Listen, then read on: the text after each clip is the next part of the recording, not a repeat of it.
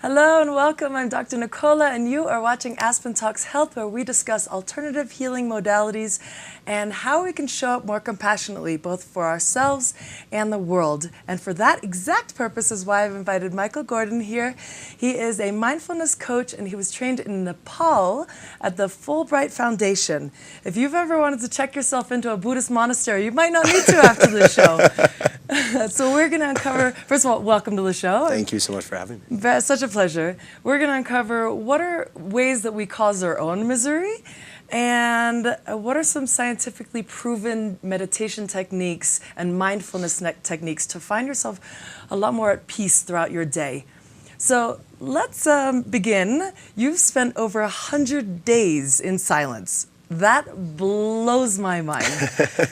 How was it? What did you learn? What were some of the lessons? Talk to us. I think, it's difficult at first. And then once you stop talking, you realize how much mental chatter you have going on. And I think once that process starts to settle down a little bit, it's this amazing healing process of all of the things that you've been not paying attention to start to come up. And you really only have yourself to hold accountable at that point. You know, you're sitting on a cushion in a cave by yourself, and that's it, you know? Wow. And so you really have to confront your demons. And I think it can be very difficult at points, but at other times it can be some of the greatest bliss you've ever experienced. And so once you start to see those waves going up and down, then you can start to ride them, you know?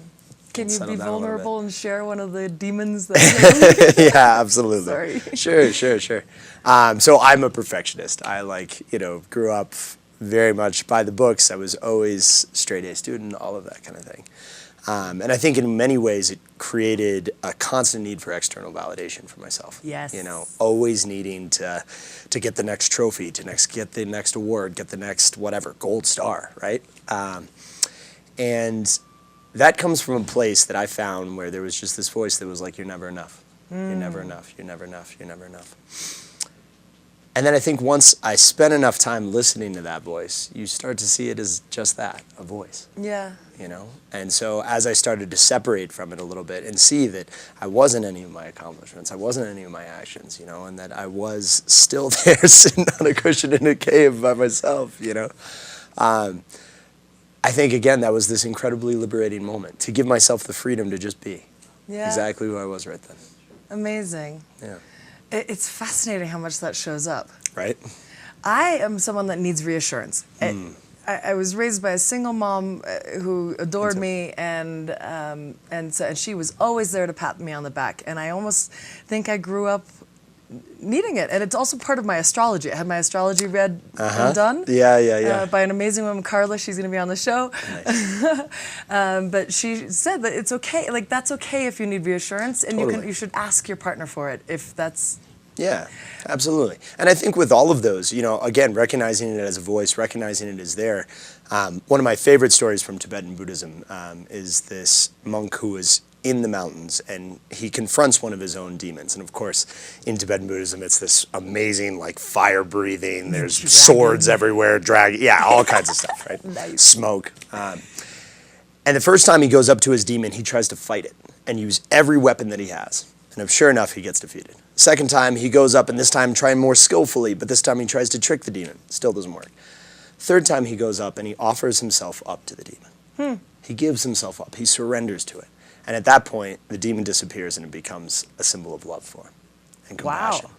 And so I think for me, that was a big thing with the perfectionism is, like you said, you have to acknowledge that it's there. Yeah. You don't try and suppress it. You don't say, no, that's not the right way to be. You just acknowledge that, hey, that's how I understand love. Yeah. And sometimes I'm going to need that in life, you know? Yeah. And so absolutely, if you're with a partner, ask for it. But it's also helped me see that when I'm being needy, I'm able to catch myself now. And then try and turn within, okay, what do I need from my partner? How can I provide that for myself? Absolutely. Yeah. In this school of Buddhism and Tantra, they say that we all have feminine and masculine energies inside of us. Right. And that when those are balanced is when we are most able to give to others. But often when we feel that need, it's because those are out of balance. And so I think trying to, again, like you said, have that recognition, that awareness of when you do need a little bit of help, but then also when you can help yourself, when you can be there for yourself. Beautiful. Yeah. Explain Tibetan Buddhism, please. Well, in a nutshell. Yeah, right. It's a very, very long tradition, but what drew me to Tibetan Buddhism, I started off first in the Zen tradition, and I really loved it, but it felt like a little bit cold, very academic. And then as an artist, I came to Tibetan Buddhism, and it's just this explosion of color. I mean, you walk into one of these monasteries, and every bit is painted in bright red and yellow and blue and gold and orange. And I mean, it's all of these amazing colors and symbols. And they're all emblematic of different parts of the mind and different parts of the path to enlightenment. And so I think that there was visually a connection there for me. But really what brought me to it is... So there's two main schools of Buddhism. One is the Theravada, or the old school, and then the other one is the Mahayana. And the Mahayana is known as the great vehicle. And it's because this idea that even if you were to yourself become enlightened, it's not enough, because all of these other people are still suffering. And so Mahayana Buddhism is centered around, in Tibetan Buddhism being a sect of that, is around this idea of the Bodhisattva. One who becomes enlightened for the sake of all other beings, for the benefit of all other beings. Right. And so the idea is that even if you could attain this perfect level of concentration, of perfect emotional stability, of all of that, you would look around and continue to see all of your fellow beings suffering. Right. And so you would have this, a heart that craved happiness for all of them. And so you would work for their alleviation of suffering. And that is what Mahayana Buddhism is centered around. So the beginning of every prayer, the beginning of every ritual, the beginning of every meditation, you always start with the intention for the benefit of all beings. And then you end with the benefit of all sentient beings. And yeah, I think if we all did that, it'd be a really great world. True, it's so true. But I like just the concept of starting with yourself, though. Of course. Yeah. Because if each one of us did that, totally, then you can spread the love so much nicer. Absolutely. So and I think, further. you know, you and I have talked about this before, that you have to be grounded in yourself before you can help others. Right. You know, and I think it's this constant balance of understanding that I think we are most at peace, we are most happy when we are loving, when we are giving, right? But sometimes we need to give that to ourselves, Right. and that's totally okay. So I've just done a mindfulness course with you, and I love that quote. We are most happy when we are loving, not loved. Of course, we need love in our lives, Of course. but when Yeah. we're most happy, Yeah. is just giving. Totally, Yeah. totally. I mean, I always think about it. It's great to laugh, right? We all love to laugh. But when you see somebody down and you make them laugh, it's like the greatest feeling in the world. It Yeah. feels so good, you know? And I think that idea of giving to others, right? Of that selflessness. Yeah. The Dalai Lama has a quote that says, if you want to bring happiness for yourself, be kind to others. If you want to bring happiness to others, be kind to others, you know? And it's this idea that I think, especially in our world, especially in the West, we have a lot of time that we spend thinking about how we can bring our own satisfaction. You know, whether it's our job or our house or our car or what we're wearing or whatever. And I think social media does a lot to make us think about our personal brand, you know. And not that there's anything wrong with any of that, but I think that the more time you can spend looking outside of that and looking at what's going on around you, the happier you'll be. Yeah, and how you can serve. Yeah, That's exactly. something. Exactly. How you I can love serve. it. What else did you learn? You spent some time at a Tibetan Buddhist monastery, correct? Were there any other lessons you want to share from that space? Oh man, where to begin? I think one of them was the power of listening. I think that I'm somebody who, I enjoy talking, I enjoy having great conversations, but I think that one of the best lessons I learned was to shut up and listen, you know, that I think that there's a lot that we don't know. And somehow I think that trying to pretend like we do is a disservice to ourselves and to those around us. And I think I came in there, I was on this scholarship, I felt like I was this academic and I knew all these things. And I remember there was one day I was sitting on my cushion. It was sort of in between teaching sessions. And there were some people pretty close to me and they were discussing the session that just happened. And we had set the rules that in the Dharma hall, in this monastery, while you're in there, maintain silence. Yeah, because there might be some people like myself who are just trying to meditate, and it's easier to do it when it's quiet. But these people are, of course, talking. And in my head, I'm like, oh my God, these people are interrupting my meditation. How could they be so ignorant? Oh, it's so frustrating. And I went and asked my teacher about it later, and I said, how could they be interrupting my meditation? And in perfect like Lama fashion, he goes, really? Your meditation? Yeah. And it was just this perfect, like, of course. And he goes, yeah, those are the best teachers you have, you know. Listen, they're trying to teach you something. Because whatever's coming up with, that's coming up inside of you. Yeah. You got to deal with that anger. You got to deal with that resentment or that frustration or whatever. And to really think about wanting the benefit for all sentient beings. Yeah. Sometimes that's exactly it, you know, stepping outside of yourself and listening for a little bit. That concept of possession, it causes so much misery. Oh, yes. My car, my road, they're cutting in front of my lane. Right. You know, Exactly. this is my shopping, all Totally. this mine, my house. Exactly. Yeah, I mean, and that's, I think, one of the great teachings of Buddhism is eventually it gets back to this idea of not self or no self.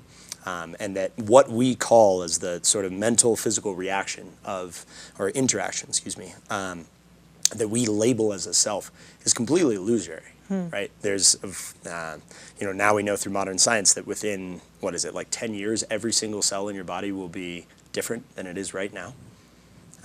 So physically, you're not the same. Right. And we all, if you've tried to sit with your mind for a minute, that doesn't stay the same, right? It's constantly changed. So where is the boundary where you start and something else ends? And I think the other thing to really, that's very important to remember with that is this idea of interdependence, right? I would not be here without you. There's a great teacher, Thich Nhat Hanh, and he always talks about seeing the rain in a piece of paper. Oh. Right? So when you look at a piece of paper, you remember the tree from which it came. And you remember the soil from the tree, or that the tree came from. And then you remember the nutrients, and those nutrients only are allowed to grow with water. And where did that water come from? It came from the rain and the clouds. So remembering that sort of constant interdependence, right? Yeah. And I think, again, that it comes back to this idea of sort of taking responsibility for your own happiness, right? Yeah. Earlier we talked about the things that get in our way.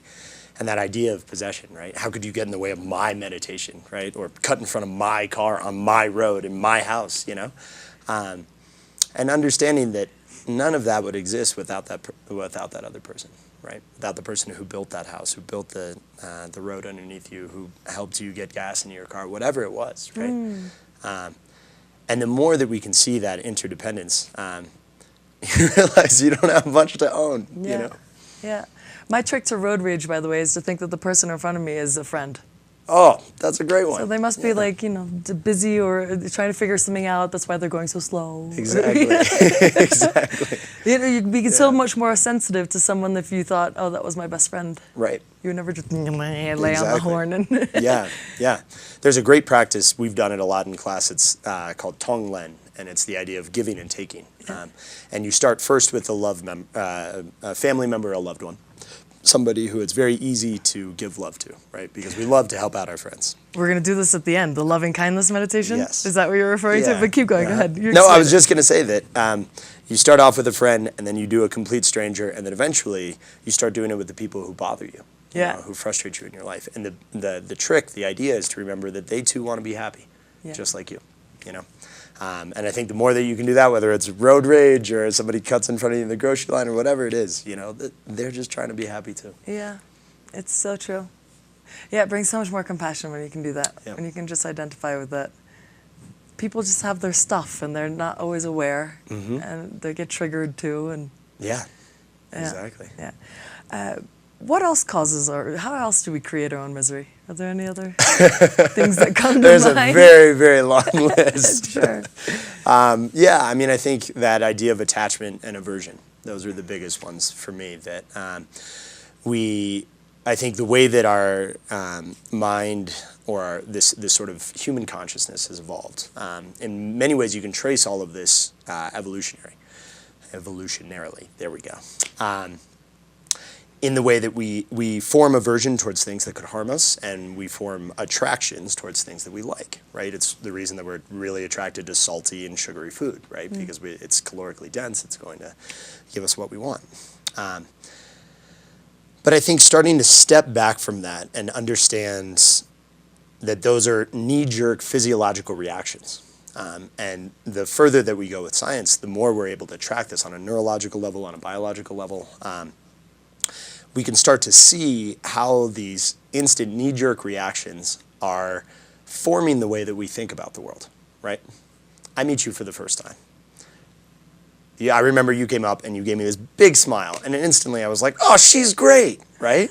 Why? I knew nothing about you, but you gave me a big smile, and so it gave me this feeling of safety and security and happiness and all that, right? But it was, of course, like a knee-jerk reaction.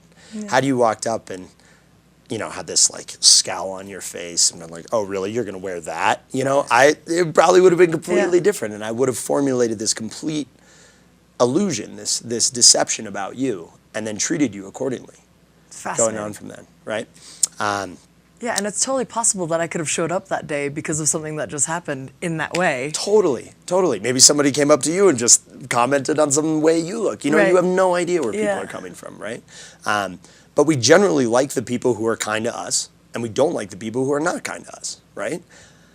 Which is a complete, like, obvious statement, but when we start to break that down, why are we so entitled to this constant need of gratification, right? And I think the more that you can start to parcel those out, to start to see where you're becoming adverse towards things, where you're developing an attraction towards things. You know, there's a wonderful study I always love where I think one of the ways that our mind works is the body reacts first, and then the mind processes it as emotion, right? They did a wonderful study where, I'm going to borrow your pen. Please. They had a group of undergraduate psych students, how most studies happen, right? And they had to do something really boring. They had to sort beads from one, you know, it was a jar, and then they had to bring all the red ones, something really boring. And they had half of the people do it while holding a pen in their mouth, like that, and then the other half, like that. Yeah. Who do you think enjoyed the study more? The one that are smiling. Exactly, because this simulates a smile. And so because we have that physiological response, our mind cognizes it as happiness or enjoyment or, you know, pleasure from that, right? And so I think the more that we can start to break those things down, the more we start to see the way that we are creating a completely often false conception of the world that's creating our own misery, you know? One of that is that idea of attachment with possession, you know? I think another one that comes up a lot is our relationship with others, you know? We say, oh, they're such a wonderful listener, you know? Or like, oh my God, they're such a positive person. And then maybe that person goes through a rough time and they're not able to listen as well, or they're not able to be as positive. And we say to them, oh my God, who are you anymore? Like, I don't even know you. You're not being a great friend. You're not there for me. You don't listen. You're not positive. Well, of course not, right? People change, and they're constantly moving. But that idea, that projection that we have, this like model, they say often, like we make an icon or a sculpture of a person in our mind, right? And they have to be that. And then when they don't live up to that, we get upset. Yeah. Why? That person is completely different. This is just a sculpture we've made in our mind. One screenshot, basically. Exactly. So other than maybe forcing physiological changes, so sitting up straight makes you feel maybe more proud and more strong, and cracking a smile when you're not happy, are there any other ways that we can stop this behavior, Yeah, there's a lot. We don't want? I mean, I think the biggest one for me, if you're just starting off, is try and become aware of your breath. It's scientifically proven that even after a couple of minutes, you revert from your sympathetic to your parasympathetic nervous system.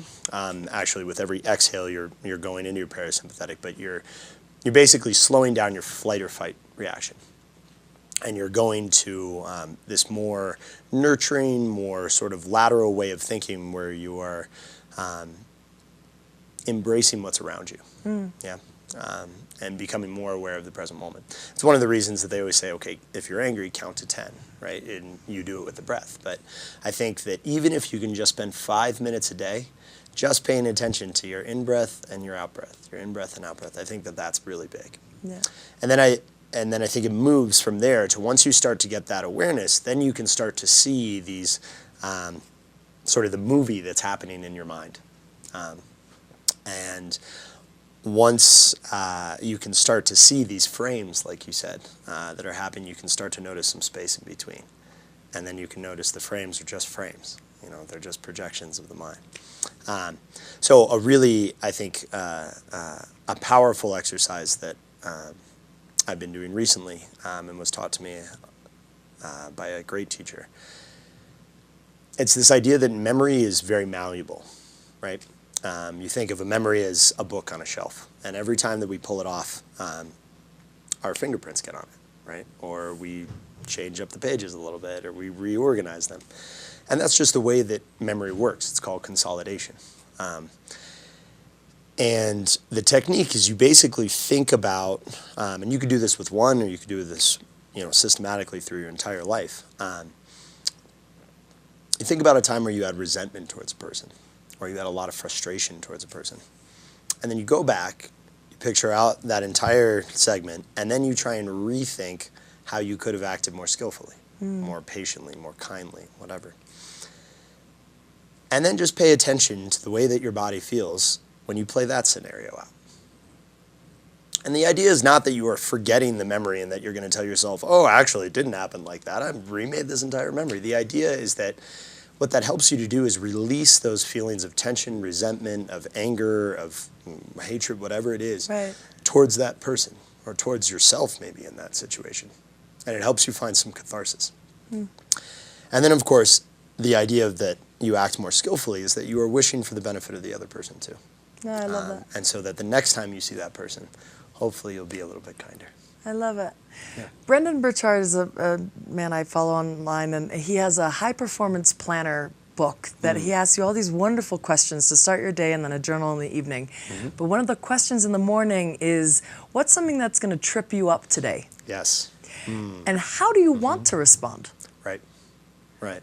Fascinating. Yeah. It helps so much to choose how you want to respond wisely so that you're not just in this reaction mode. Exactly. Yeah. It's wonderful technique to Totally.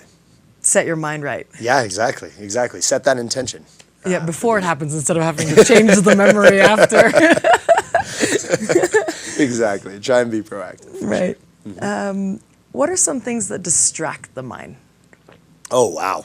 That's another wonderful, long laundry list. I think this is where the contemporary mindfulness movement, and, you know, we see it on everything from the cover of Time magazine to everybody's doctor's office. You know, everybody downloads this new meditation app. It's wonderful, and I think that it's great that people are doing it. But in Buddhism, or at least the Buddhism that I learned, they talk about three disciplines. And it basically goes ethical practice, focus, and then wisdom. Okay. In that order. Okay. And the idea is that until you have your ethics down, it's very hard to stay concentrated. Huh. And I think this is where it gets into what distracts the mind. For me, one of the big things that I stopped doing when I was in the monastery in Nepal was drinking. Yeah. And it was just, it wasn't like I had a severe problem with it. I mean, I have a long line in my family of problems with it, but I personally never did. But I found that things would just get hazy, you know? We all know what it's like to wake up in the morning and, yeah, things just don't totally add up, right? And I think since doing that, I don't feel like I've lost a lot, and I feel like I've gained so much more. You look at the other, like, 5 principles of sort of ethics in Buddhism, which is not killing, not stealing, not lying, no sexual misconduct, which basically just means don't harm another person or don't hurt another person, and then no intoxicants. And I think once you start to think about those, you start to think about ethics not so much as like a code or a rule that you can't do this and you can't do this. You start to see it much more as balance. Yeah. For me. Where when I lie and I want to keep that up, I have to make more lies and more lies and more lies until I'm completely off balance, and then I can barely keep my story straight. Yeah. Versus just telling the truth, then you can stay grounded. Yeah. You know? And so, yeah, I think with distracting the mind, it's starting to think about right action. Right? Yeah. Funny, I just committed on Sunday to not drinking anymore, and then we met and talked about this, how the Buddhist, and it makes so much sense because it's true. It clouds the mind. It takes you end up doing things that you wouldn't do sober, right? And you're not behaving as you choose because you're not in the place of choice anymore. Totally. And I should also say with that, I mean, I think, yeah, doing things that you wouldn't normally do. A lot of people say with alcohol, like, oh, it's the social lubricant, right? It allows me to relax and just be myself and I can just have fun. And I think that the more time you start to spend with your mind, the less afraid of it you become. Yeah. And the more you can just be yourself and not worry about it so much. Yeah. I mean, the lamas, the teachers that I met out in Nepal, they're the silliest people I've ever met in my life. They just start bursting out laughing for basically no reason. I love it. And I think part of that is they start to play, you know? Yeah. And it becomes much more of just, why wouldn't you take this moment as an opportunity for happiness? Yeah. We have literally 2 minutes left. Is there any way you can do a loving kindness meditation in 2 minutes? Sure. All right, let's try and bang one out really quickly. Is that appropriate for Buddhism? Why not? Okay. So if you could sit comfortably, make sure your back is as straight as possible. If you're in a chair like this, make sure your feet are grounded, hands are on your knees. And take a moment to breathe. Inhale through your nose, hold it, and exhale. Start to become aware of your breath, sensations around your nose. Letting whatever sensations arise exactly as they are, without judgment.